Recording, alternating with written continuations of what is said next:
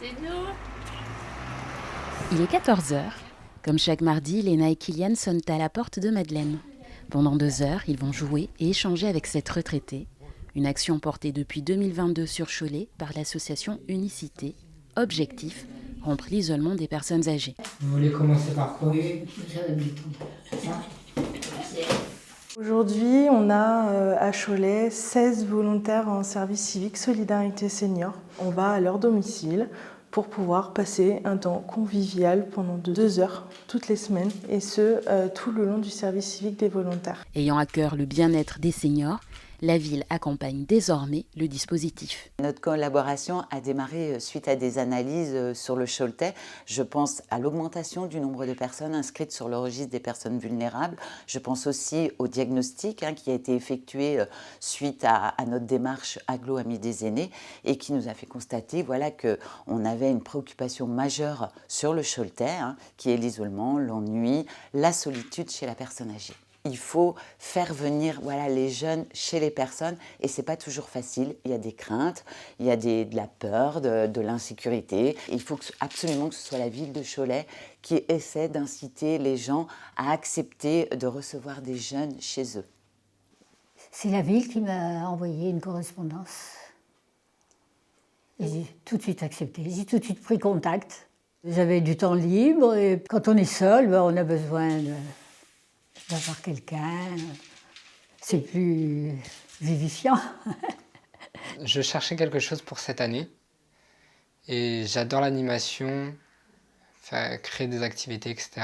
Et on m'en avait parlé avec la mission locale qui m'en avait parlé et je me suis intéressé et je me suis inscrit. Discuter avec les personnes âgées, jouer avec eux, créer des activités avec eux, ça me plaît.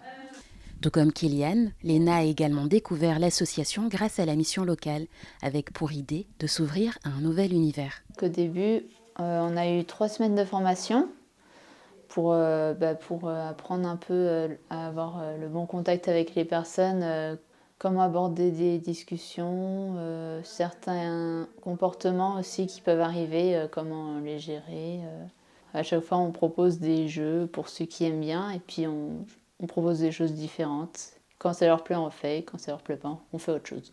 Promenade, atelier cuisine, jeux de société, un moment de partage profitable à tous. Oui, je pense qu'ils apprennent de nous et nos cultures et notre jeunesse. L'échange entre la personne âgée et ce jeune, c'est d'un côté la personne âgée qui se sent utile, qui se sent écoutée, qui se sent appréciée, qui rappelle ses souvenirs, son expérience à ces jeunes moins expérimentés.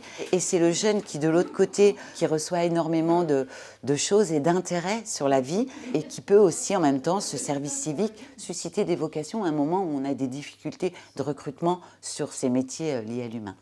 Albert participe au dispositif pour la 2e année.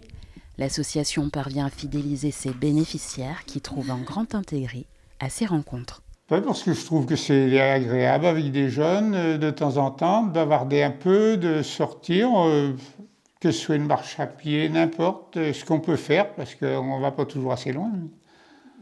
On fait ce qu'on peut. La première année, on avait 8 bénéficiaires. Cette année, on en a 34. Et ça, c'est super chouette parce qu'effectivement, c'est une certaine fidélisation.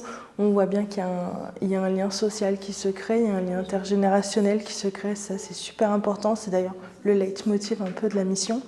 L'année prochaine, il y a 2 volontaires supplémentaires sur cette mission-là. Donc ça veut dire 9 places supplémentaires pour d'autres bénéficiaires.